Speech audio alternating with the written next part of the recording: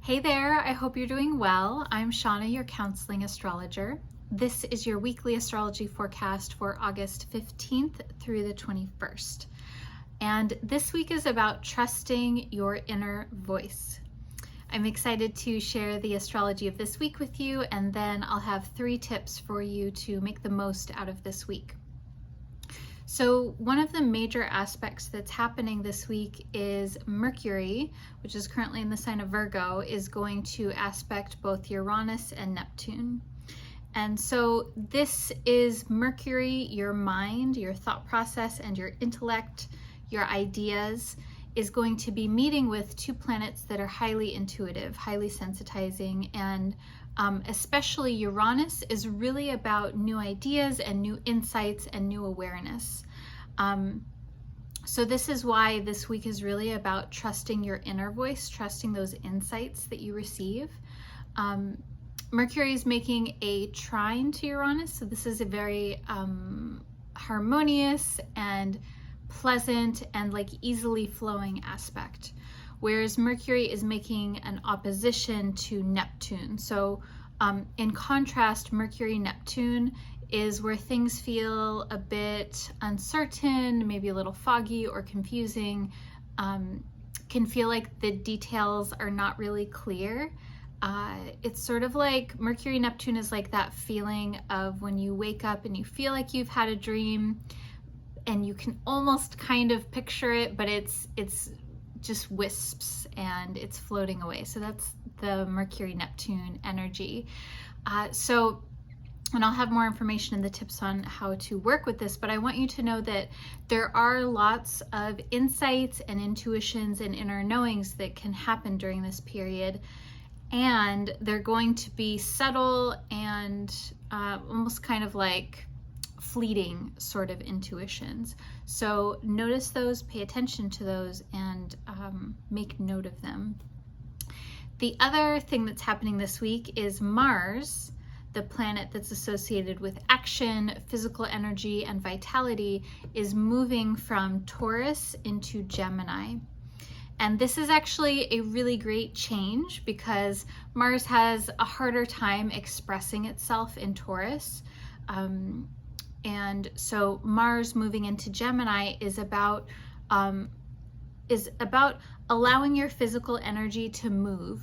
And Gemini is an air sign, it's mutable sign, so it's much more flexible and conducive to energy flowing and taking action and moving forward, being assertive and inserting yourself into scenarios. This change really feels this week like it's a renewal of energy and kind of like shaking off some of the stuckness or maybe stagnation that's been happening over the last month or so.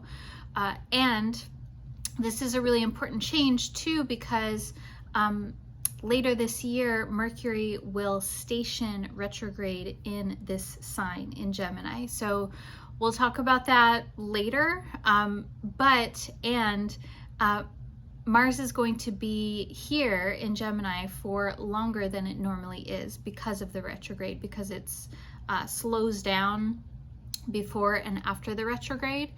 So there's a lot of emphasis here on your passion and your energy and your vitality wherever Gemini is in your birth chart. Just for you to plug into your calendar, that retrograde of Mars in Gemini is happening October 30th through January 12th. The other thing that's happening this week that's going to tie into this Mercury energy that I talked about earlier is we're having a 3rd quarter moon in Taurus on Thursday or Friday, depending on where you are in the world. So leading into the weekend. And a 3rd quarter moon is a period where there's a decision point. It can be a crossroads. It can also simply be where there's a need to push through to completion, to take those last steps to start to discern where you want to orient and focus your energy as we're moving into next week to the phase of the dark moon where energy is more introverted. So this week we're in this period where it's like, okay, what is it that you need to delegate? What is it that you want to decide not to pursue? And having this level of discernment on how you're going to focus yourself and your very precious energy. And that, because it's in Taurus, it's going to be connecting into Uranus, and that Mercury trine Uranus, and then Mercury opposite Neptune as well. So notice where you are intuitively drawn. Where does it feel good to focus your energy versus where does it feel like there's like no there's no libido to move towards something. There's no passion, there's no energy. And sometimes, you know, that means just getting stuff done as quickly as you can so that you can move on and move through it. But again, bringing that level of awareness and discernment to how you're focusing your energy.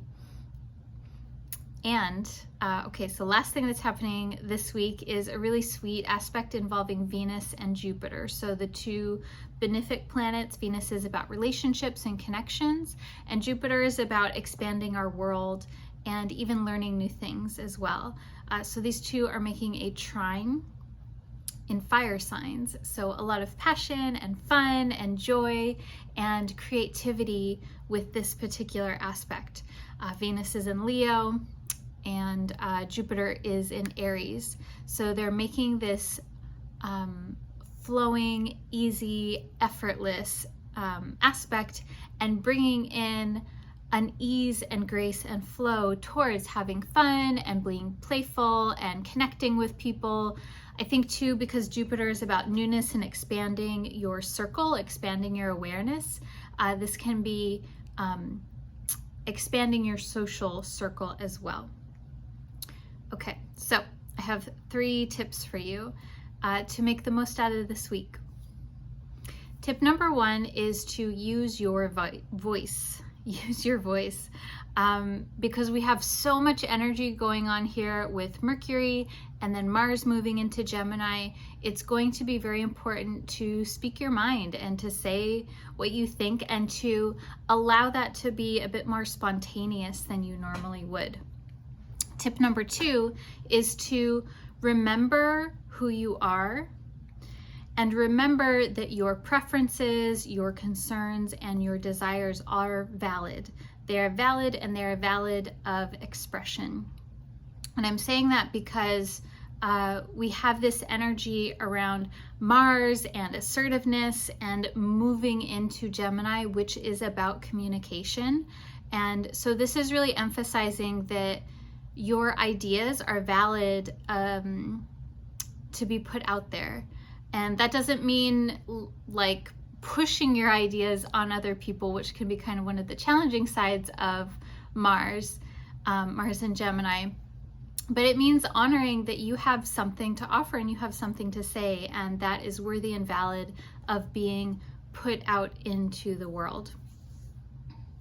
Tip number 3 is to embrace fun and joy, to really take advantage of this Venus-Jupiter trine. Really sweet energy, great for just having fun and enjoying life and taking in even sensuous pleasure or fun time with loved ones as well. All right, I hope that you enjoyed this. Please remember that you are amazing, and I'm wishing you a wonderful day.